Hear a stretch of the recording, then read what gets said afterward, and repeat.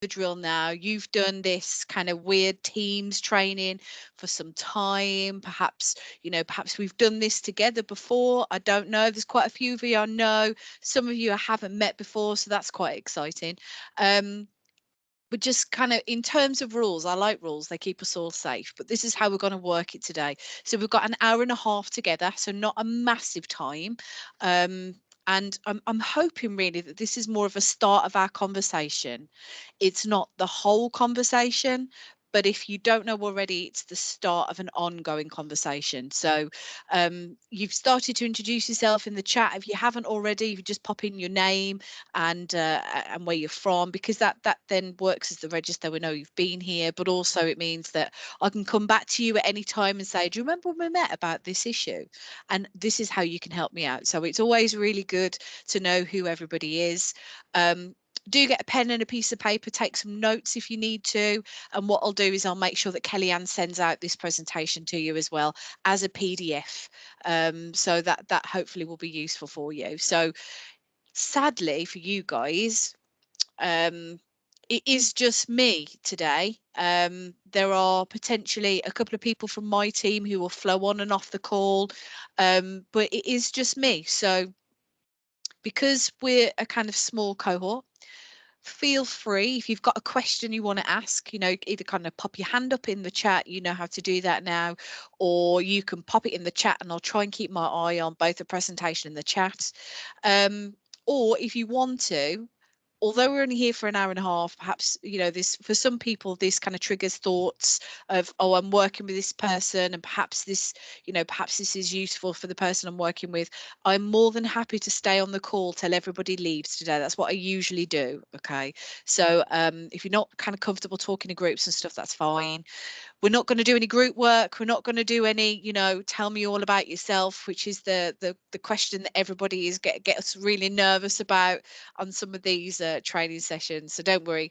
And there's certainly no trigger warnings. Hopefully I'm not going to share anything with you today that you'll go home thinking about, although thinking about logically, hopefully, but certainly not horrifically. And if it's something that you do think about and it's something that stays with you, I work within the council and I'm more than happy to kind of link in with you at any point. Okay, so I hope that's okay with you guys. I hope that's what you were expecting. That's certainly what we've got today.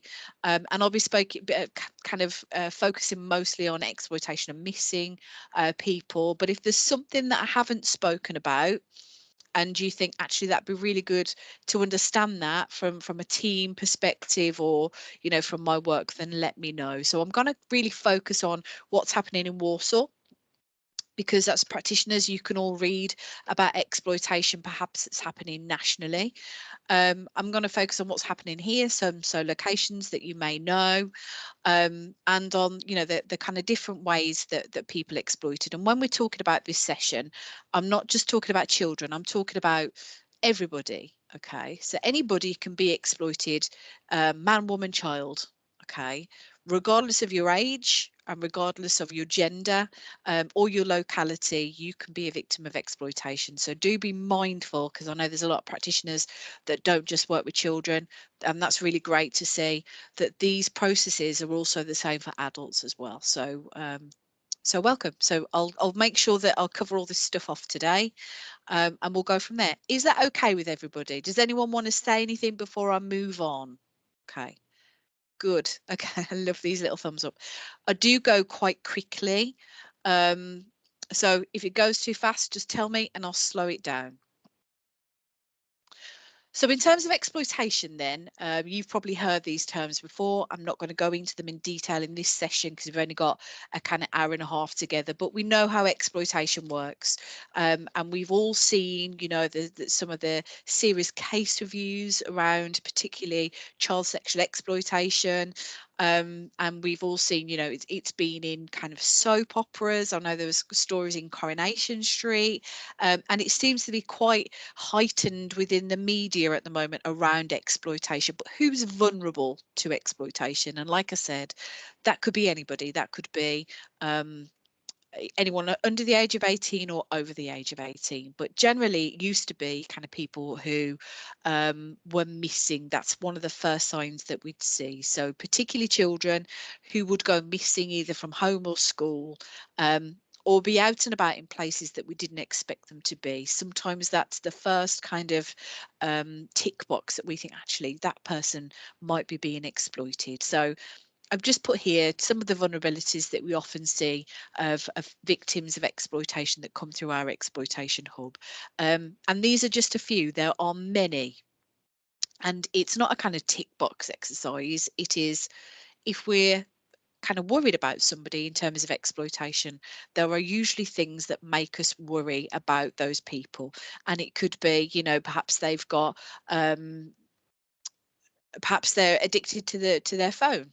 And that sounds really silly because a lot of teens and young adults are addicted to their phone more recently. Perhaps there's some real changes in their emotional well-being. Perhaps they're under more pressure. Perhaps they're self-harming more. And some of these signs and kind of symptoms of exploitation, as we used to talk about, doesn't necessarily mean they're being exploited either. So it's a really difficult conversation to understand if a victim is being exploited. So I'm kind of going to go through some of the things that you might see and some of the things that might come up for the people that you're working with in Warsaw. Okay.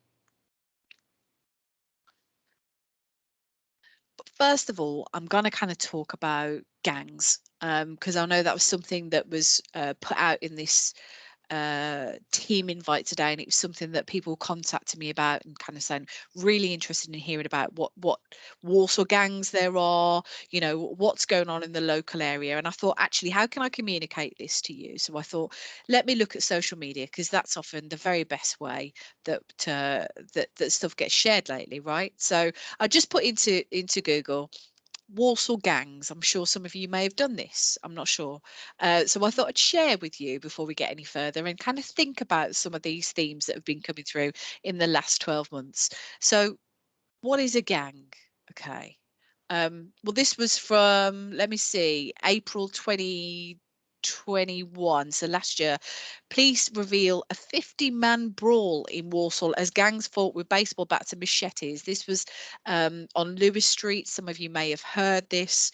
And during the disturbance, police found quite a huge cannabis factory, as alluded to here. And then that was kind of moving around. So this was Lewis Street and Mary Street. And this was April last year. And this wasn't the first time that there was some kind of disturbance on Lewis Street. Some of you may have read about that. But I'm just thinking about some of the title words used here. 50-man brawl. Okay. And then I came across this one. This one was from October 2020.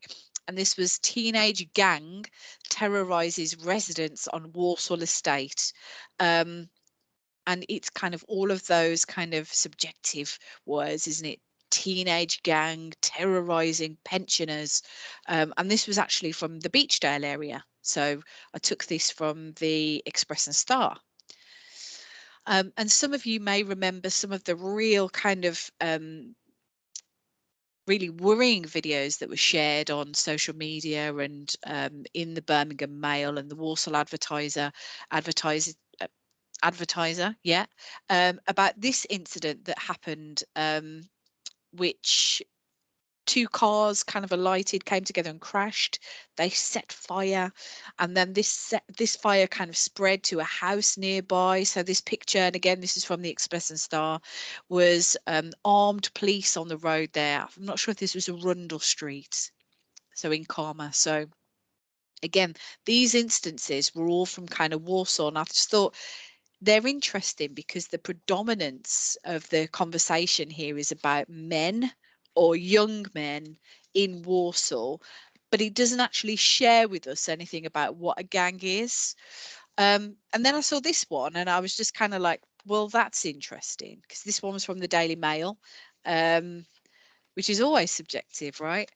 Um, and this one shocked me because I was a bit kind of like, okay, so armed police grab gang of boys as young as 7 who were threatening drivers with a fake gun and a knife. So 4 boys aged between 12 and 7 in Warsaw were arrested due to trying to carjack drivers. And this was, I think, yeah, so this was November just gone.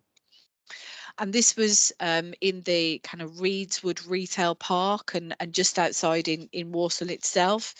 So I was kind of reading through some of these articles before I met with you today to think, well, does this tell us anything about gangs?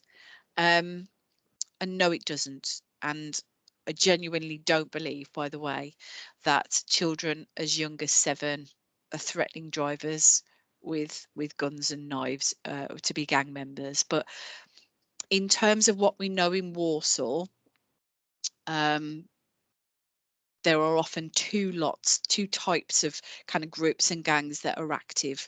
And I'm interested to hear from you guys around this, but I'll talk a little bit about what gangs are and what we see in Warsaw, just to give you some context.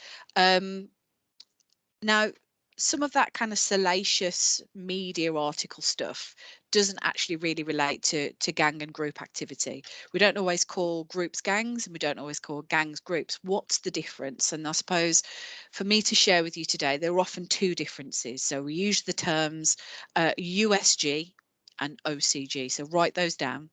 OCG I'll talk about first. An OCG is an organised crime group or organised crime gang.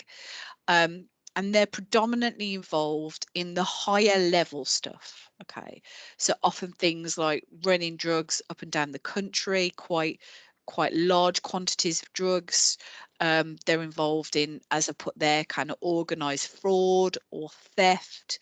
Um, or we've got organised crime groups, for example, in Warsaw, who are getting a lot of children to carjack some really high-end cars, for example. And often it's the logistics of that. So they are businesses, okay?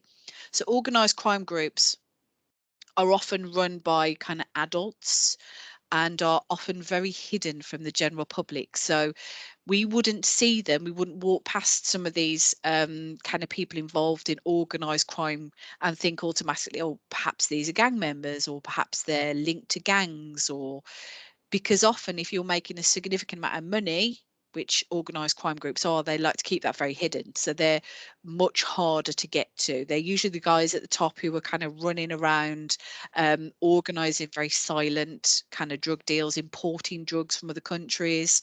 Um, and that type of stuff. So very different to perhaps what you potentially perceive as being a drug dealer. And in Warsaw, we do have organised crime groups who are involved in the importation of drugs, for example, and the importation of and exportation of stolen cars. So, what we know about stolen cars is they can be kind of stripped for parts and moved out into the continent in the sake of hours.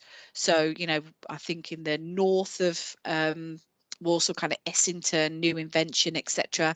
We had a real spate at the end of last year of a number of chop shops, which are those kind of garages where cars are kind of chopped up and sold for parts, that were making significant amounts of money. And it's very much the same as some of the drug running that is going on. I'll tell you a little bit more about that in a second. But in terms of OCGs, organised crime groups, we have fewer of those in Warsaw, although they do exist. So that's what an OCG is.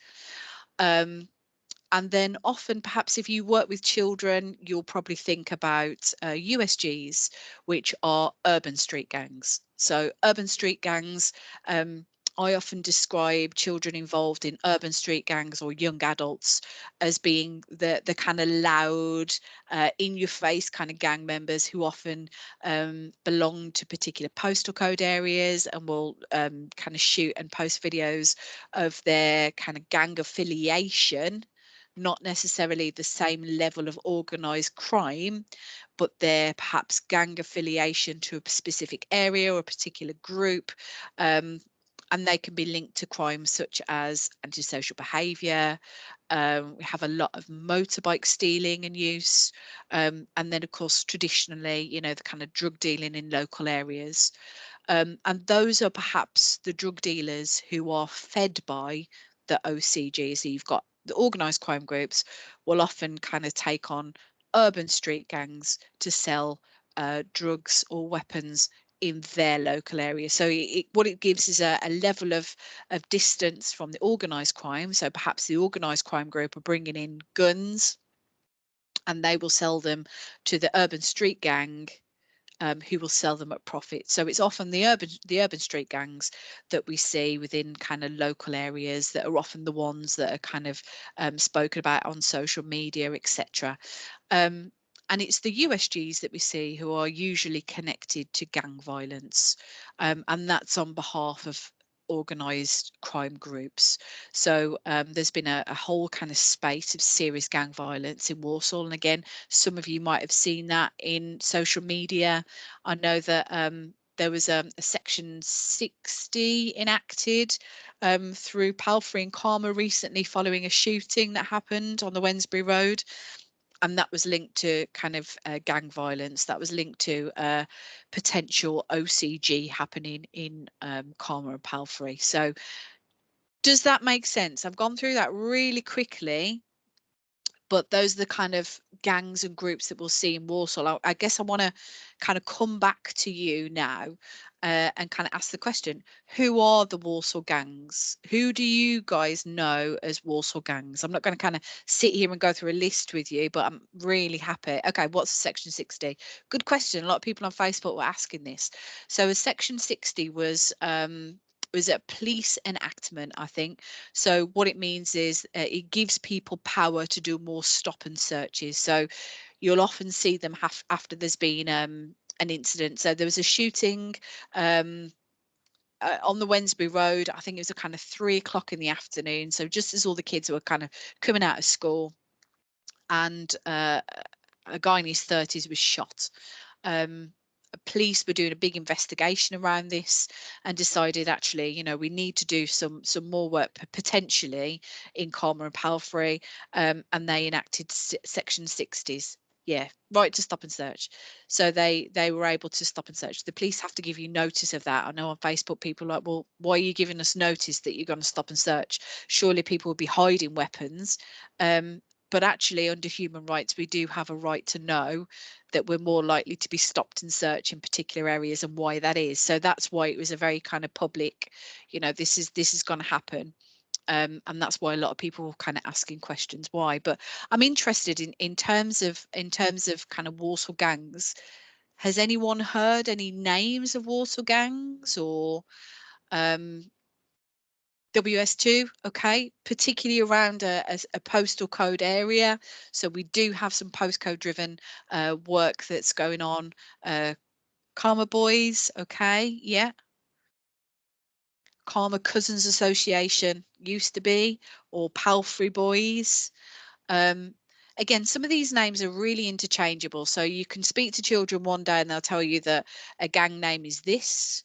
And then, in the next breath, they'll tell you actually the gang name is this. So we did have, I know Mike Collier, who's in my team, and I did some outreach recently into Aldridge. To one of the skate parks there, and I'll give an example of how you might find gang names out. So there was graffiti all over the skate park that says B666 mob. I'm not sure if any of you've seen that. There's a lot of that actually in the Walsall town centre as well. And B666 mob is actually linked to Smethwick. So I kind of said, well, why are we seeing this in Aldridge? And that's often because, if people have got affiliations, perhaps, if they've got family associations, etc., we do often see it dripping into other areas. We've got Penderford boys who are from Wolverhampton that are often in the town centre. So you will see lots of graffiti if you're kind of wise to it and you kind of open your mind to, kind of looking for it. You will see signs of urban street gangs trying to take particular areas. And Walsall actually is very interesting in terms of urban street gangs. I'm just looking at the chat, sorry. This organised crime is committed by the same people in areas such as Calmer, Pleck and Walsall, but nothing seems to be done. There's a lot going on. There's a lot being done. Trust me. I'll tell you about that in a little while. Beechdale boys, yes. there was I think some of you may have seen, there was quite a significant stabbing on Fisher Road, I think, in Mossley recently. Potentially involved kind of 14, 15 boys, all under the age of 18. Kid lost his spleen and had his kidney nicked. And there was another stabbing on Stafford Street that you'll remember. I think that was January. So yeah, some significant violence linked to specific areas, and youth violence is kind of very definitely linked to urban street gangs. So yeah, lots of that going on. Walsall's an interesting place because it kind of we sit right on the border of staffs, so we have a lot of Walsall gang nominals going into Staffordshire, so they will often run drugs into staffs from one urban street gang to another.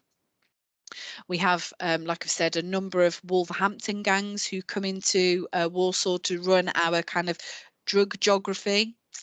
And we have a lot of Samwell gangs that are also very well linked to Walsall children. So, for example, I've had a call this afternoon of a Walsall looked after young person who's actually travelled to Northamptonshire with another Samwell child to sell drugs on an urban street gang's behalf from Walsall. So, uh, yeah, it's kind of lots of different gangs, lots of movement around. So even though we've got these kind of bordered areas, like we're just saying, Mossley, Beechdale, Calmer, Pleck, there is a lot of interplay between those Walsall gangs and between some of the gang violence that's going on in the Walsall town. Does that make sense? So I want us to kind of stick with this idea of kind of OCG or organised crime groups and USGs, or the kind of smaller cohorts potentially of children who work on behalf of organised crime groups. So just to kind of put so what is an organised crime group model? And you will definitely have heard of this term before, county lines. And county lines was actually a police term. In Walsall, the exploitation team actually used the term criminal exploitation because it covers a whole kind of multitude of things. But county lines is one of the kind of big business models. It's one of the big business money makers that organised crime groups use. So I'll just kind of walk you through this slide. And I like this slide. I nicked it from the police. So you're able to nick this from me. If you want to use it with your team or whatever, feel free. Okay. Fishley Lane, Lower Farm. That might have been where it was, Kerry. Yeah. Without my notes, I can't tell you. But yes, a huge disorder. It was all, and if you're on social media, you will have seen some of the videos and some of the comments before they got took down.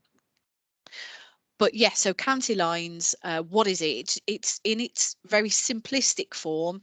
The line is a telephone line that runs, as the word suggests, across county, or across towns or cities. So if we think that I have the line, because I've got the phone, I have the line, and I'm going to run that from where I'm sat right now in Birmingham over to Walsall. I could be running a county line, even though it's not in a county. So don't let the name kind of take too much away from what this model looks like. And what is it? So what I'm going to do as a county lines kind of organised crime group is I'm going to recruit really vulnerable people to run my telephone lines for me in a very simpler way that, kind of call centres do, which sounds a bit odd, doesn't it? But I don't know, you look at me in my headset.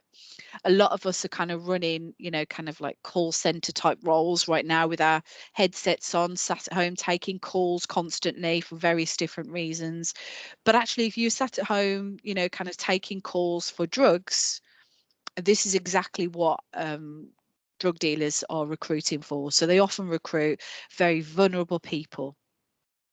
People perhaps with diagnoses of ADHD or ADD, or kind of learning needs, children with special needs and additional needs, and very vulnerable adults as well. So perhaps adults who've been victims of domestic abuse, or kind of lots of vulnerabilities, children then grown into adults. So if you're a vulnerable person and I'm going to tell you that actually, you know what, I'm going to make you £1,000 a day, this idea of working in my call center is very attractive. So that's how kind of drug dealers will groom usually people from their local area. So we've seen children in Walsall groomed in Walsall and kind of sent in vehicles or on the rail network to lots of other kind of places across the country, usually to this is weird, but usually to kind of coastal areas. Um, Hull. I was talking about a kid who was in Hull recently. I don't know if any of you been to Hull. I don't know if it's anyone, is it on anyone's bucket list to go to Hull? Skegness is also another. I know some of us potentially would have been to Skegness as a kid. Give me a thumbs up if you've been to Skegness. Used to live in Hull. Yeah. Is it the type of place you want to go back to, Jill? Okay. No. Okay. So, and why? And if we think of coastal towns, particularly Blackpool, Skegness, if we think about somewhere like Hull, which was, quite an industrious place. If we think of Weston-super-Mare, that was certainly somewhere that I went as a kid. And it's certainly not a place that is on my bucket list now as an adult. And why? And it's because if we think about coastal areas, they've got predominantly kind of decline in socioeconomic standards. There's very few jobs. There's a huge amount of youth unemployment. Um, and because of all these kind of economic issues, you usually have a really high class A use. So heroin and crack usage in coastal areas or rural areas, which are really kind of rural, you've got a real market. Okay. So in places like bigger towns and cities, the West Midlands, for example, it's quite easy for us to get heroin if we wanted to. We make a call and we could get it dropped off. So we call the call centre and someone will bring class A drugs. In some of the kind of coastal areas or, there's rural areas I was talking about, it's a lot harder to get class A drugs. And what OCG's recognised was actually there's a market here. So there's a business model here for me to make money in some of those areas where I don't live. So they used and they traffic people. So if I'm picked up and taken to an area to sell drugs, I'm trafficked to do that. Or if I'm bought train tickets, I'm put on a train and just kind of told to go to this place and sell drugs on my behalf, and I'll earn £1,000 a day. Okay, so we traffic children and young adults to other localities, generally kind of smaller places than where we live, but not always. A lot of Walsall children have been trafficked to Exeter, for example. Like I just said, we've got a child now who's in Northampton today. Hull, Skegness. There are. It's really vast and it changes on a regular basis. So when kind of people get to that locality, so if I'm kind of trafficking a child to Hull, for example, to sell class A drugs on my behalf, I would generally kind of put that person in a property that's been invaded. And that might sound a little bit odd to you. Well, we used to use the term cuckooing, and it says cuckooing addresses here. Again, that was a kind of police term back in the day, and it's a kind of nice example of how this works. So if we think of the cuckoo, the bird, for those of you that are avid bird watchers like I am, genuinely, the cuckoo will lay its egg in another bird's nest. And then the cuckoo will leave and will have nothing to do with looking after that egg or raising that baby bird. The cuckoo is gone. And cuckoo addresses work in the same way. So drug dealers will potentially move into that address. Perhaps that's an address of a vulnerable drug user or a vulnerable female who's been exploited herself for sexual purposes. So they will move in children into those addresses to sell drugs on their behalf. So a lot of drug dealing happens behind a closed door and happens via telephone. So we'd move vulnerable people to those vulnerable addresses, and as you can imagine, children and young adults can be left in those cuckooed addresses or those invaded properties for weeks on end, just selling kind of crack and heroin to anyone who comes to the door. it's a really sad situation for lots of reasons. A really sad situation to see children groomed for that process. Really sad to see vulnerable adults in those properties often have their kind of tenancies taken away. And I know I can see some colleagues from WHG here. You know, we do have this in Warsaw. We have, you know, kind of OCGs from other areas coming into Warsaw and invading Warsaw homes. And we have some really vulnerable females in that as well. And I do specifically use the term vulnerable females because often what goes together with addiction is kind of sex work. But in this instance, I would suggest it's sexual exploitation for drug purposes. So what we're seeing is properties, perhaps housing associations, private rents, etc. We have a kind of we have this opportunity where we can see that this type of crime is going on behind a closed door. But that said, in some of these addresses, as you can imagine, there's a lot of kind of heightened anxiety. One, because of the Class A drugs, two, because of the amount of money that's in the home, and three, because you know you can't sleep because somebody might be coming to rob your drugs. And this happens a lot. So a lot of gang violence can come from, you know, if I'm a drug dealer and you're in my local area and I know where you are, I'm going to come and I'm going to take your drugs and I'm going to take your money, because it's a lot easier for me to do that, to take all the money that you've earned over the last, you know, 6 days, than to set up on my own. So we have a lot of stealing of drugs and a lot of taking of money. And obviously, as you can imagine, if you're a drug dealer, you're not going to call the police and say somebody's just broken and taken all my drugs. So it's what we see is a real increase in violence and an increase in vulnerability in those properties as well. Does that make sense? A really short, sharp, that's county lines.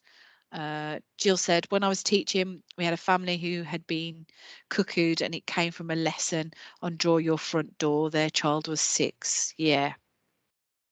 There's some really sad kind of stories. I know that Gail from Street Teams will have a lot of stories around cuckooed properties and cuckooed addresses as well here in Warsaw and beyond. It is certainly a rise in crime that we're seeing, and now that we recognise this happens, it's really good for us all to be on the lookout for really vulnerable people, perhaps in their own tenancies, or the one way we always know is when you've got loads of people in a flat.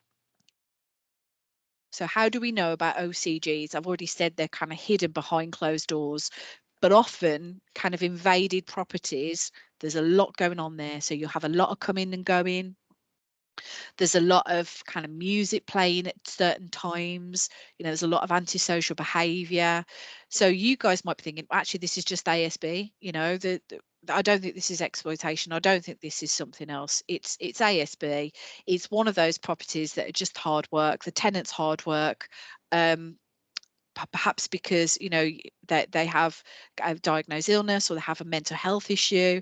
And we see this a lot. People with disabilities, people with mental health issues often have their kind of tenancies invaded for the purposes of drug sale by OCGs. So that's just one of their kind of gang models that we see in Warsaw and beyond. So a lot of Warsaw children trafficked out, and a lot of vulnerable adults in Warsaw being invaded or being cuckooed. So I just wanted to explain that to you.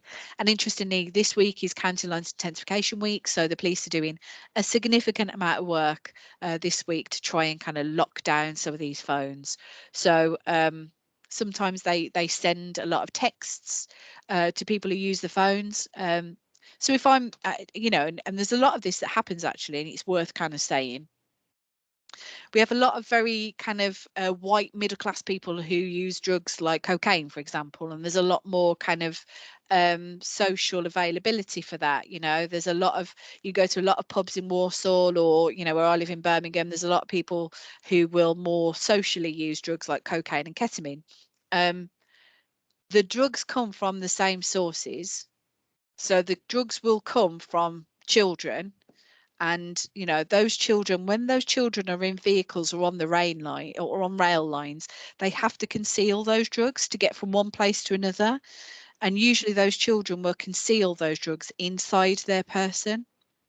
And so it's always kind of worth saying that actually, regardless of whichever drug that people take, it comes from the same source. So the OCG will bring it in from a different country. It will come into the UK. It will be bagged up in the same way that heroin and crack is, and it will go along the same way. So you still have a lot of cocaine users who think that they're above the law and above, this type of exploitation and violence. And the reality is every drug that's illegal, even cannabis in this country, comes down this line and somebody's harmed somewhere for it.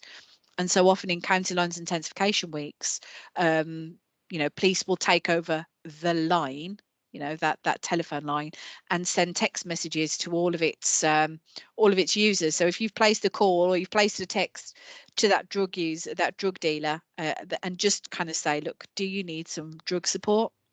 So it's interesting really to think about drugs like that. Just my perspective. Okay, so I'll move on very quickly. That's my longest slide, you'll be glad to know, but I just wanted to share with you, how does this impact on Walsall people? Well, it very much does. And again, I like quite visual things, and this was a young man, Byron Powell, who was locked up for a few years after being found in Exeter. And he was running a kind of county line on behalf of an OCG. So this lad was groomed himself for drug sale. He was debt bonded. So what had happened to him at one point, I believe, is that he was in a Cuckood property and another drug dealer came in and took his drugs away. Well, the OCG still has to be paid. So regardless if you have your money taken or the drugs taken, they still want their money. So he had to keep working for them on their behalf until he'd paid off this debt bondage. That's part of the grooming process that happens. So this poor lad was debt bonded to a group in Walsall who kept making him go down to Exeter to sell drugs on their behalf. And this is what the judge said to him. So this was in the paper. I'm not kind of breaking any confidential stuff here, but Boren was a care leaver, so he'd got no family or stable home to live in, and he'd got that £2,000 debt to a Birmingham drug gang. So he couldn't go to anybody to ask them to lend them money. So he had to keep kind of going out and drug running on their behalf. And he'd explained that he was only working for this money just to keep a roof over his head and to keep food in his belly. So this wasn't, that kind of lifestyle that I think sometimes people think gang members have. This was getting his basic needs met. And it's important that we remember that.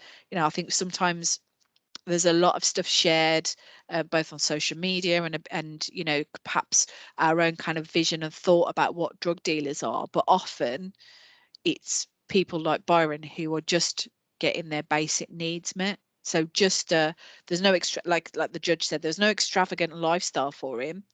It was just that there was literally nothing else he could have done at that point. So he was street dealing drugs just to get his needs met, and he was locked up for 3 years because of that. So it really is a remarkable crime. And obviously the OCG, so that Birmingham drug group, still got paid.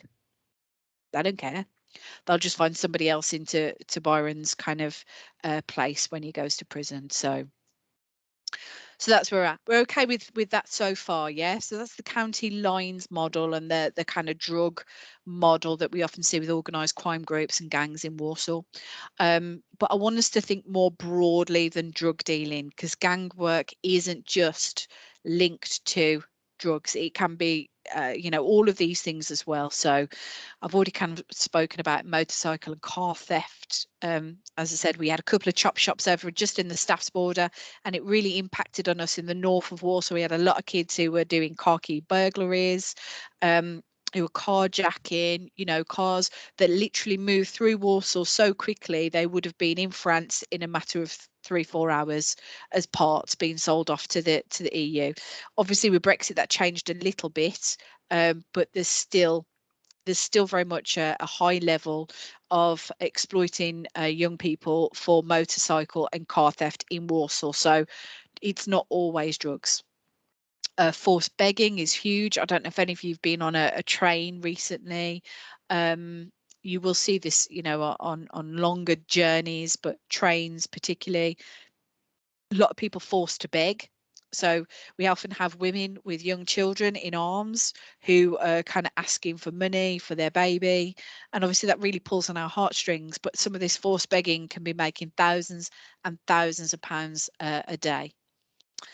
For shoplifting, I'm not just talking kind of little bits and pieces from Primark. I'm talking about, you know, kind of going into certain shops. I'll give you an example of this actually. I'm not sure if any of you are in kind of Facebook buy and sell groups. Some of you will be. There's always, you can always tell when there's been a big shoplift of somewhere. And last year it was Yankee candles. Yankee candles in the shop that usually go for about 30 quid were being sold on Facebook for about 20. So everybody was like, oh, that's winner. You know, I can get the candle I wanted, but actually, you know, I can get it for £10 cheaper off Facebook. Well, the reality is all of those candles come from somewhere. They've probably all been robbed in a huge force shoplift. MAC makeup is always really popular in those groups. And lots of kind of things where, you know, people can go into a shop and take. We had an update. Some of the stores in the Bullring, there's one called North Face that some of you will know. It's quite an interesting label. It's always been that kind of label, kind of clothes label that was kind of linked to camping when I was kids and was never really kind of big, but it's quite big now for kids. They love North Face and it's suddenly become very, very expensive. And North Face in the Bullring, local to me, it's sides of beef from Tesco. Yeah, right. Okay.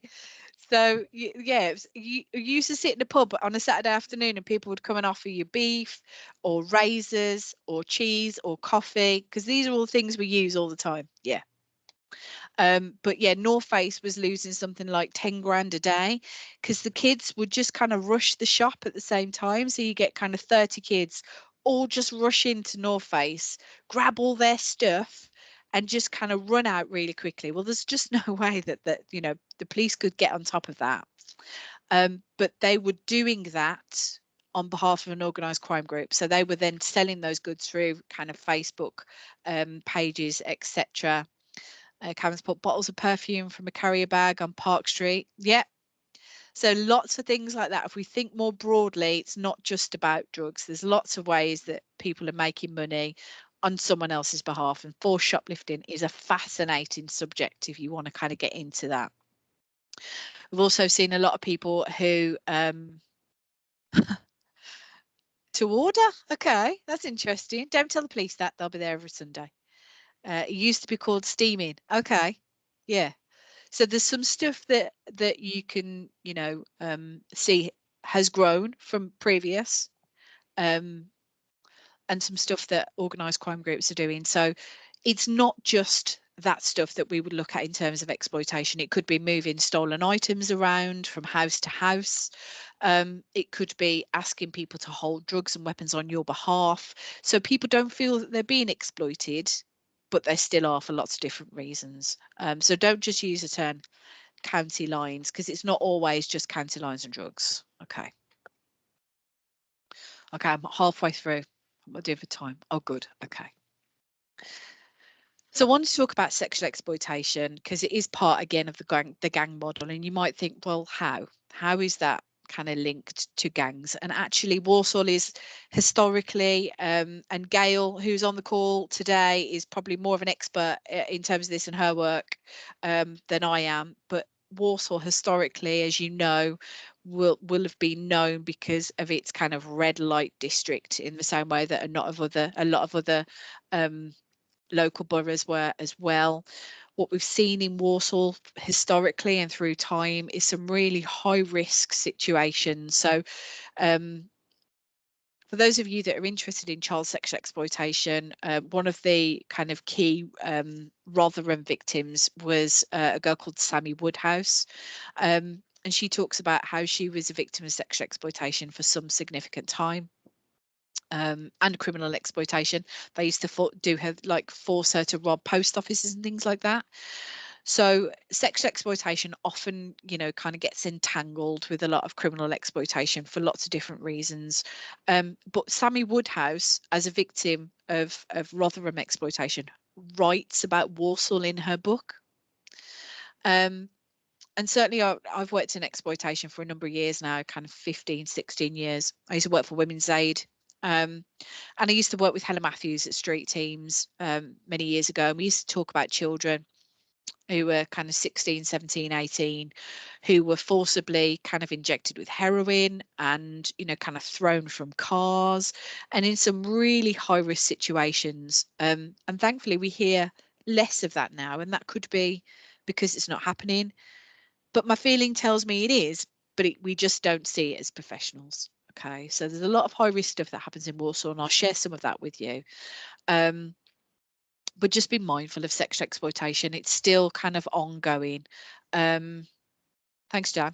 Just a child, and she was just a child when she was groomed. I think she was 14 when she had her child. So it's something to be mindful of.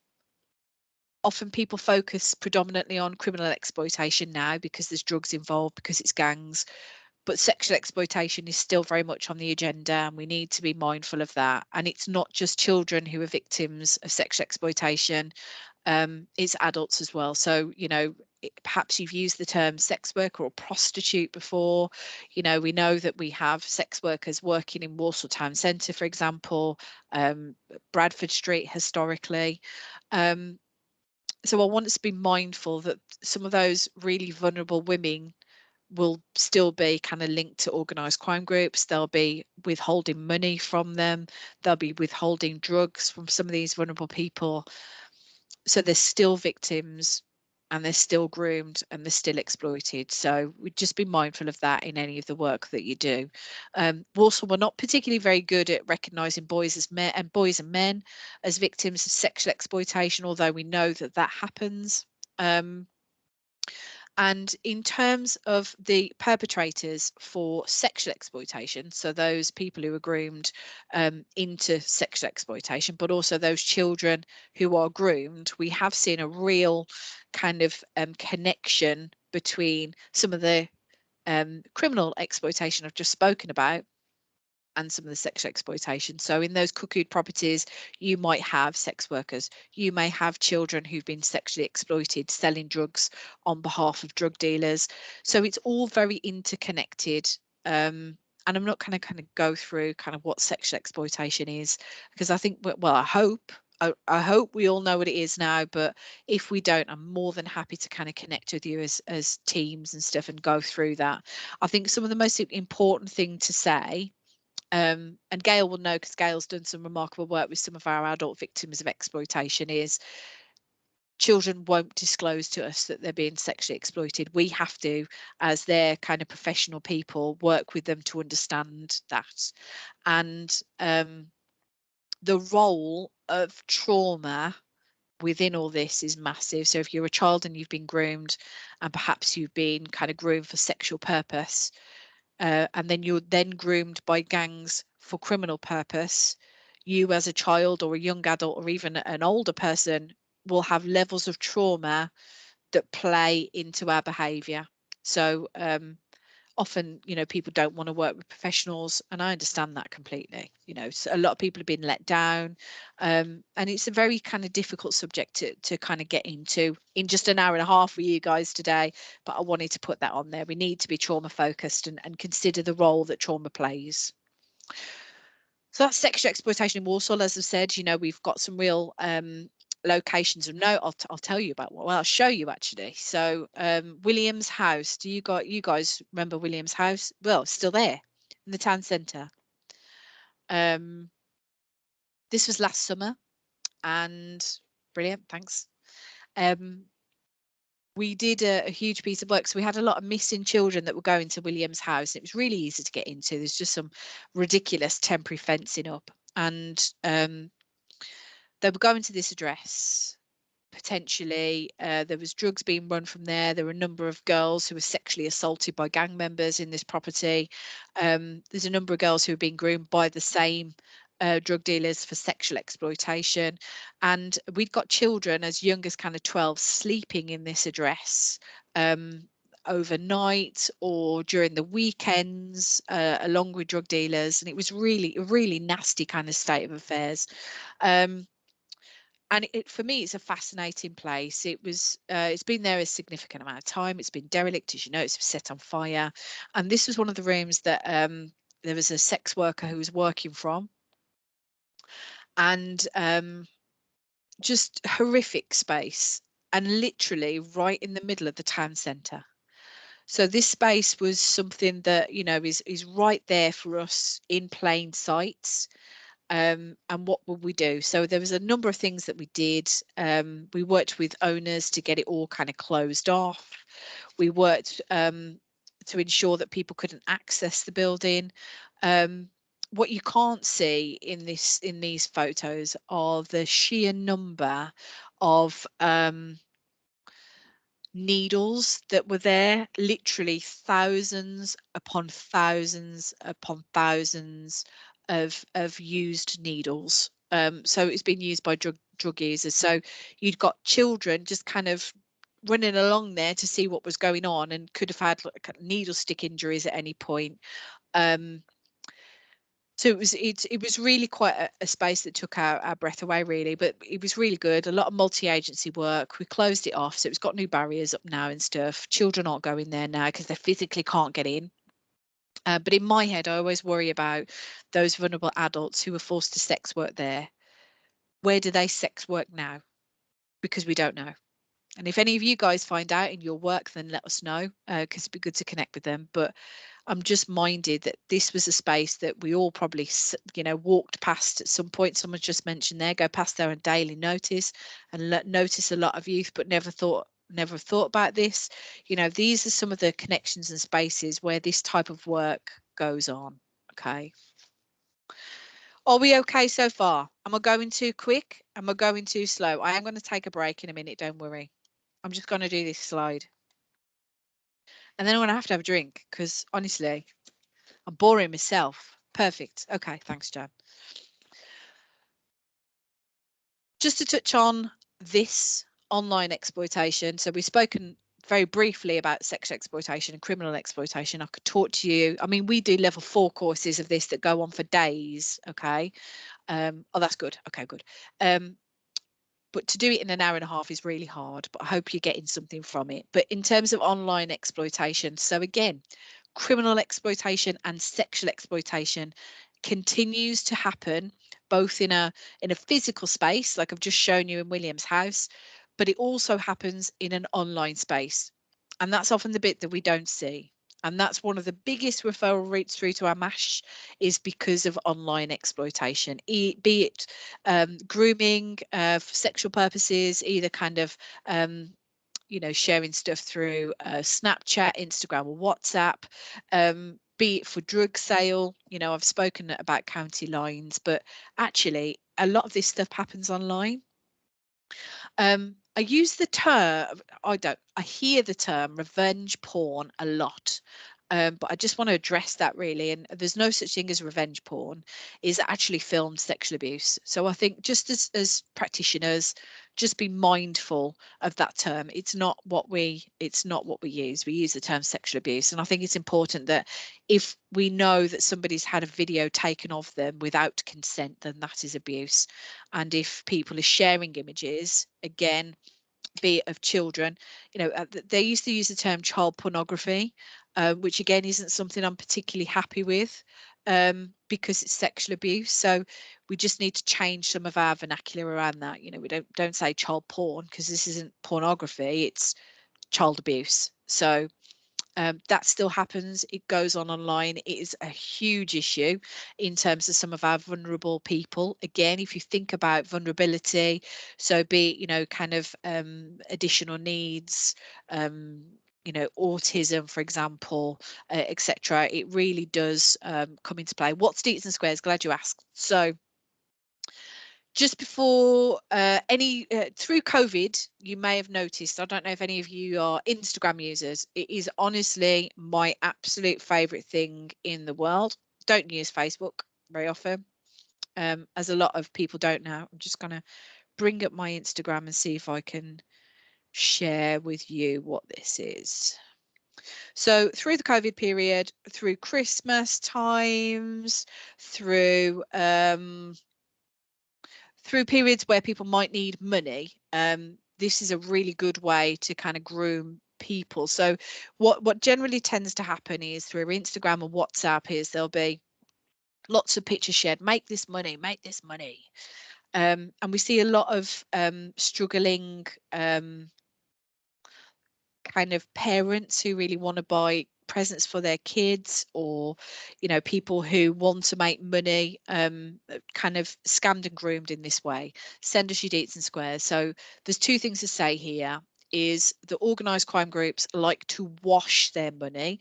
So if they're making money through purposes such as drug dealing, they like to wash their money into accounts. So they've got to get that dirty money from all of that drug dealing into someone's account. And what they generally do is say, send us your deets and squares, and what I'll do is I'll put I don't know, 100 quid in your account today, and I'll withdraw 80. So you can keep the 20 quid. And that sounds really simple. And it sounds like, yeah, I'm not breaking a law here. All I'm letting you do is kind of put some money into my account and then take it out. But what we know is, that's how we wash money. So the grooming process starts with very small amounts of money. So like I've said, like 100 quid here and there, that can go up to thousands of pounds. So there's a lot of money that gets washed through accounts. And the deets and squares term is literally, I've got one here, but it's literally your bank card. So usually you take a picture of your bank card and you send it to them, and it's got your details on of all of your accounts, and it's the square, the card. So deets and squares, send us that and we'll send you some money. And it works until people get a knock on the door from West Midlands Police to say, actually, your account has been used for laundering money, or you've been done for fraud. Because the other commodity to organised crime groups that is deets and squares is actually being able to sell those account details, and kind of make fake credit cards that use then the account details that they've taken from people. So lots of online exploitation in terms of money, get rich quick schemes. If something's too good to be true, it is, isn't it? Sadly. And we see a lot of vulnerability, like I said, particularly from kind of young adults or people who really need some cash. We all know those people who kind of get stuck and need some money. And it sounds great, doesn't it? I'll put 100 quid in your account, you keep 20, you've done nothing. The deets and squares again. Yeah. What is it? Is it the details and the squares bit that you don't get? So it's literally just the sharing of bank account details. So your actual card, this is my library card. Pretend it's a bank card. Oh, okay. So it's just the kind of credit card usage, either through fraud or through online sharing of money. Is that okay with everybody? Fab. Gonna take, what time is it now? I've been on for an hour, chatting your ear off. Let me see how many more slides I've got. I'm going to go through a little bit more about Walsall and what we see in Walsall and what you're going to do next when you've identified somebody. Shall we take 10 minutes just so I can grab a cup of tea? Yeah. And come back literally at 4:10, and then we've got 20 minutes left together. Happy for you to stay on the call if you want to. I'm just going to turn my camera off and my mic off, and I'll be back in 10 minutes. So jump and get yourself a drink and pop to the loo. All right. Thanks all.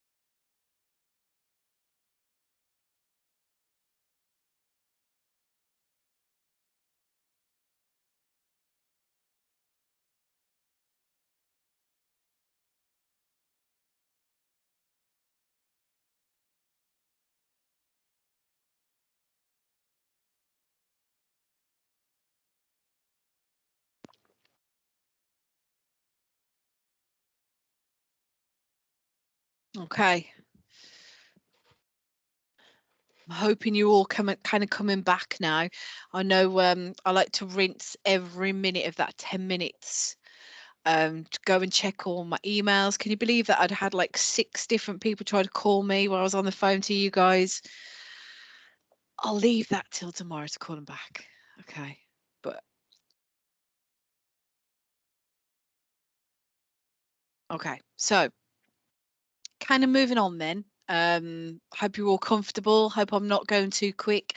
As I said, I'm just going to whip through these last 20 minutes and happy to stay on the call if any of you need me to. But don't worry, I'll give you my contact details and stuff.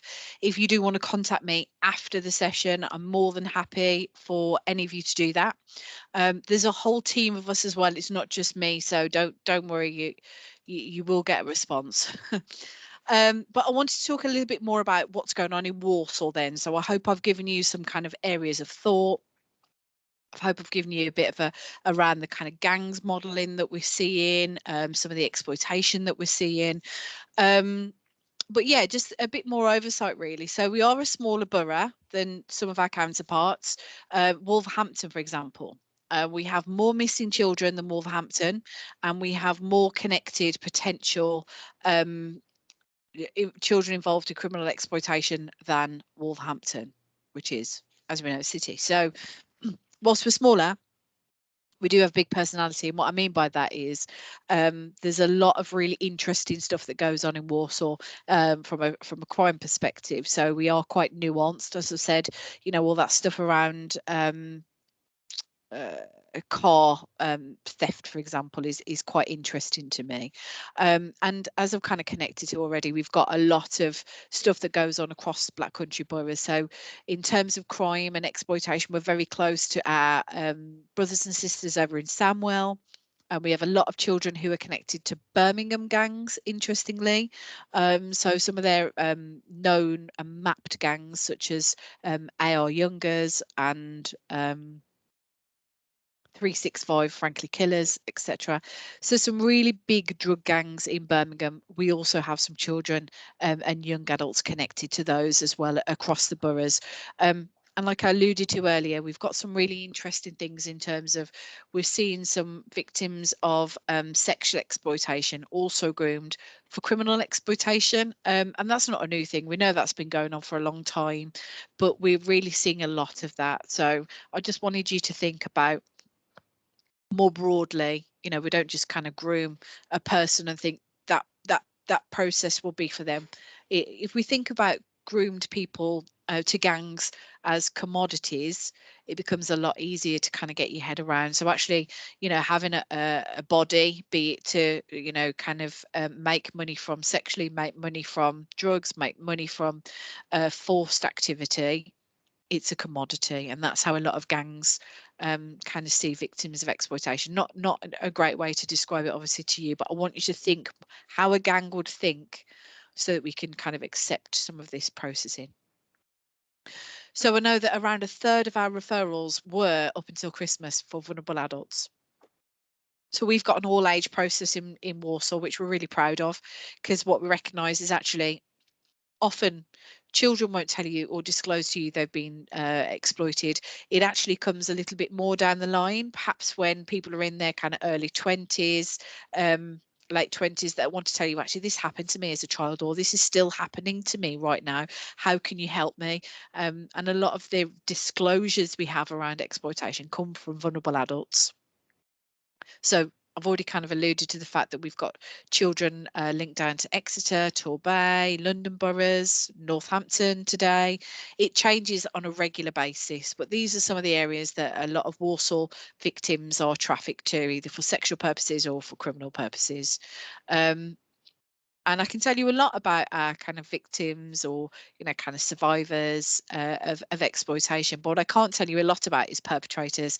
So those OCGs are still very unseen.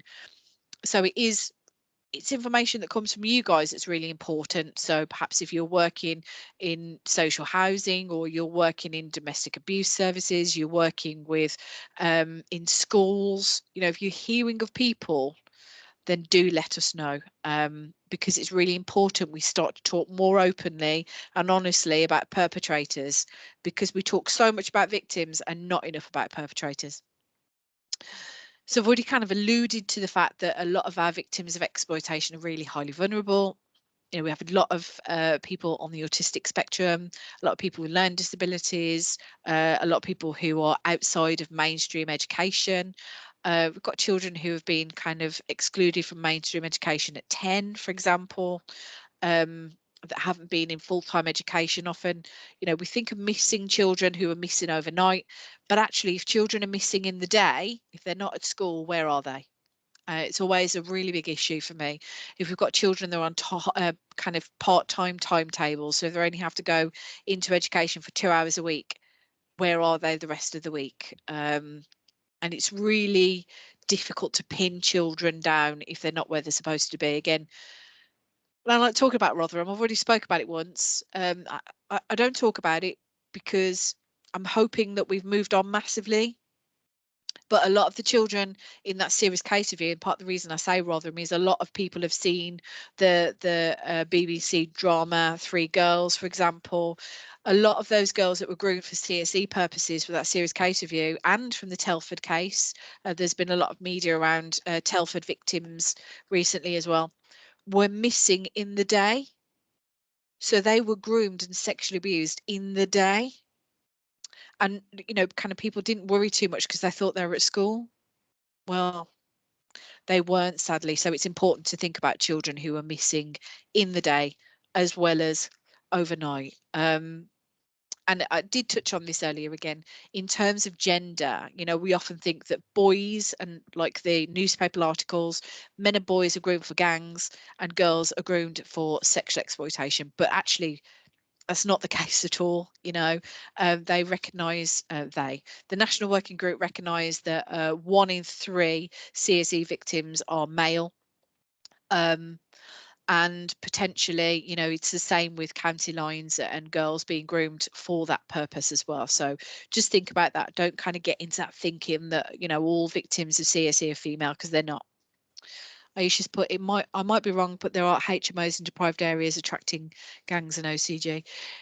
There are HMOs, and it's a huge problem for lots of different reasons. Usually because people come out of prison and need housing. Where do they go? And yeah, some HMOs, not all HMOs, can get a kind of bad name around that. Usually because you've got single males all in one place. People always get worried when there's groups of men living together. Okay. Well, HMOs are set up everywhere. There's lots of HMOs. I'm not sure about the HMO specific setup in Walsall. I'm happy to have a look at it. But yeah, usually for HMO you have to put HMO is house of multiple occupancy. So it's often, you know, you'll have a specific block. HMOs HMOs I know have been set up in old pubs, for example. You know, there's kind of big buildings that have been set up for houses of multiple occupancy. Lots of people can live there. So again, you know, obviously we know that in terms of homelessness, single guys are very difficult to get properties for. So HMOs are a really good answer because they can often get a lot of people to live in them. They do make a lot of money for landlords. You're absolutely right. So they are an issue. They're everywhere. They are across the whole of Warsaw. I don't think they're in just specific areas. That's my Telford was historic and still ongoing with a series of reviews. Yep.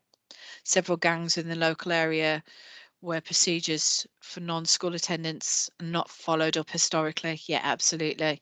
The Telford grooming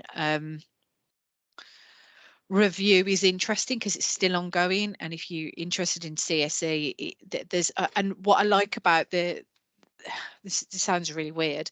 What I like about the Telford victims is they're really proactive in telling people their kind of history, and talking about where people really fell down. And obviously this work is quite new.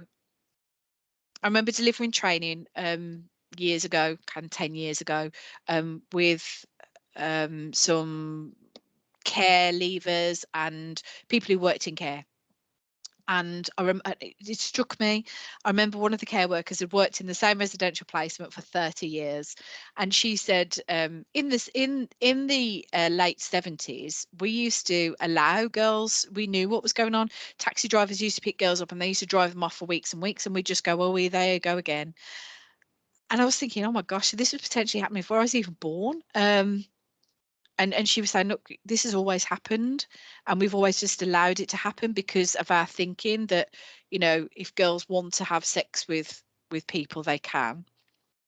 And absolutely they can, but what we recognize now is, there's a lot of exploitation for those processes. I think the most important thing to remember is around consent, and if people actually truly consent and understand what consent is. Very practical. I recall back in 2003, we were one of the first reports of CSE in Telford I dealt with as a teacher. Okay, yeah.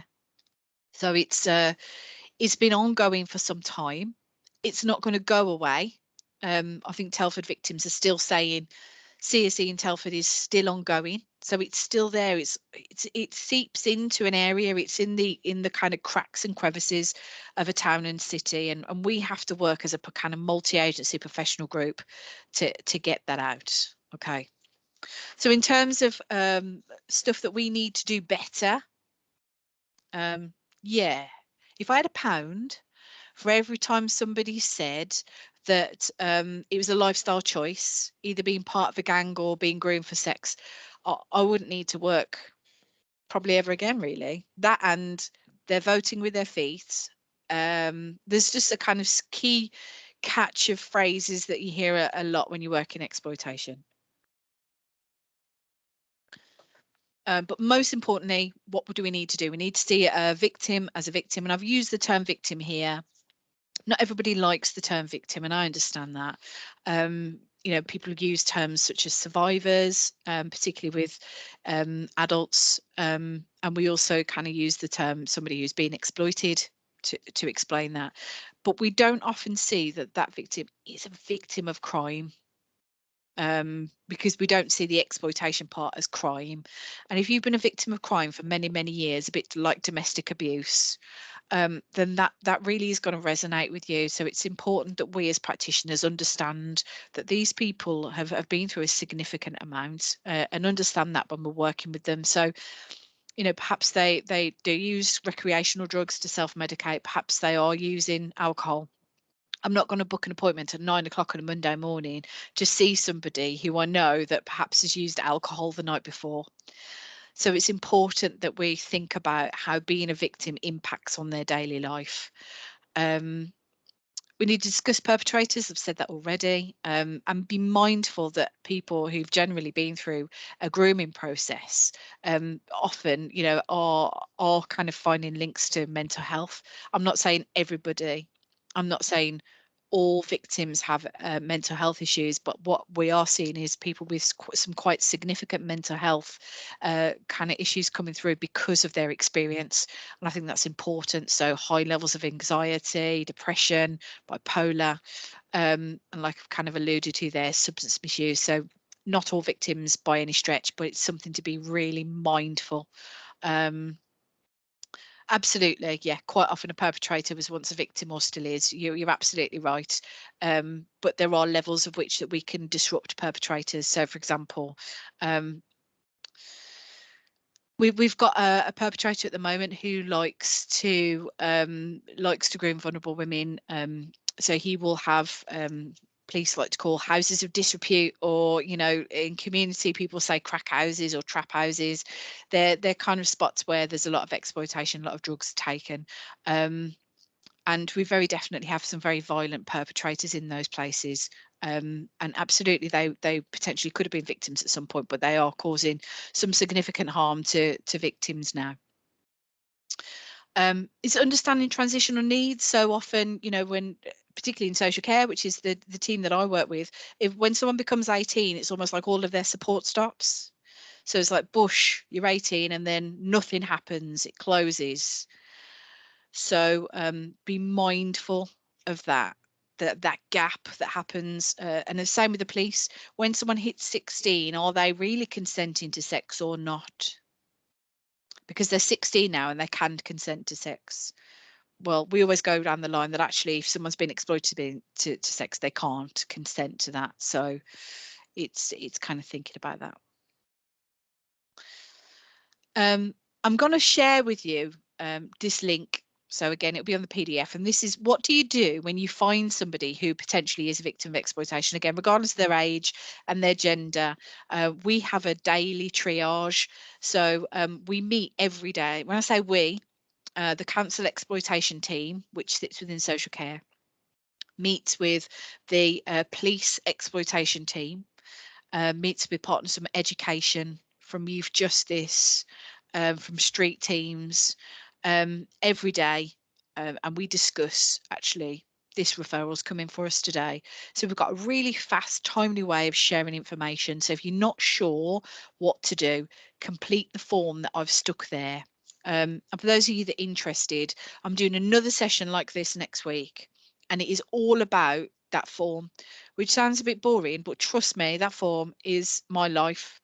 It's 12 questions on how someone's being exploited. So it's almost like the second part to this, and you are more than welcome to come. You will need to book on. We don't have many people interested in this one, sold out, but no one wants to do what to do next. So you are welcome to come to that one. But we have a daily triage where we kind of talk about, so perhaps street teams will pick up a referral there, or perhaps school are kind of like, okay, we can help this child here. So we do that every day. And the key to that is the form that's on the link there. So I'll share this all with you. You'll all have it. There's no excuse for not completing it because you've all seen it now. But the most important thing for me to say about this form and our pathway is don't do it on your own. So if you're worried, anything that I've said to you today, you think, oh my God, this could be someone I'm working with, this could be, you know, something that's going on here, don't worry. Okay. The first thing you should do is talk to your manager more than anyone else. And if your manager isn't involved, then speak to their manager. And speak to someone and share your concerns. And sometimes kind of sharing your concerns is really important and really a really good way to start. Complete the form. And we have loads of resources in Walsall that you can kind of pick up with. I've just put the first two there are ones online. So the National Working Group, or the NWG, are the kind of national, as the name suggests, policy group around working in exploitation. And PACE is Parents Against Child Exploitation. They're both some really good websites if you want to have a look at them. You want to learn more about this subject. There's loads of training resources. You can become a free individual member on those websites. So do kind of pop them into Google if you're interested. Street teams are our commission service from the council, but also historically one of the organisations that has been in Walsall for the longest in terms of working this agenda, and has loads of projects and loads of support for children and families, victims and professionals. So if you want to speak to someone directly, you can go to street teams. Beacon around substance misuse, or CGL for adults. Youth Justice and Probation Services, Sexual Health Services, Black Country Women's Aid offer support for trafficked victims. And you can learn more of this stuff on the Home Office as well, because it's legislated for now. And I was going to ask you the question, what resources do we need? But we're kind of running out of time. So just to leave you there really with my email address, but don't email me because I'm always stuck in meetings. Okay. So I've also put my duty team. So I'm the team manager. I've got a couple of titles now. I'm the principal exploitation officer for the council. I'm the exploitation missing team manager, and I'm the service lead for harmful sexual behaviour. So you can email me directly, katiestoryyoung@walsall.gov.uk. My email address there, will give me a call. I'm going to tell you I haven't been able to answer my phone since 10 to 8 this morning because I've been on a call. But if you email me, I'll come back to you. It may take me a little while.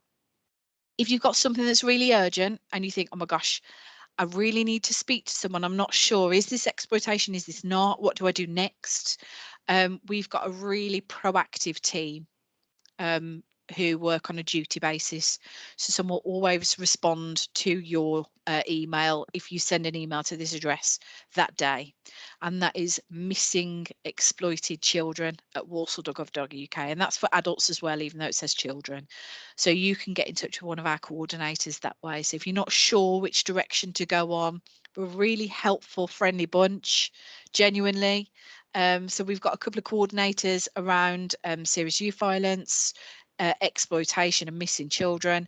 And then we've got a couple of youth workers who do detached youth work and missing return home conversations with children as well. So more than happy to link in. If you're thinking perhaps I need to speak to my team about this, there's some stuff we can do. Again, one of our team can always come along to one of your team meetings if that's useful. I'm losing my voice now, so I must have chatted and chatted, but that is the kind of end of the workshop. And I'm really sorry that I've flowed through it all so quickly, but I'm hoping that you've taken all of that away. And I'll ensure that Kellyanne sends out this PDF for you all as well, so you've got it if you need it in the future. But I just wanted to say thank you for booking on. It's really nice to meet you, albeit virtually. And do stay in touch. Like I said, this was the beginning of the conversation. So pop me an email if you want to get involved. We like proactive people. So thank you all for your time. It's been really useful.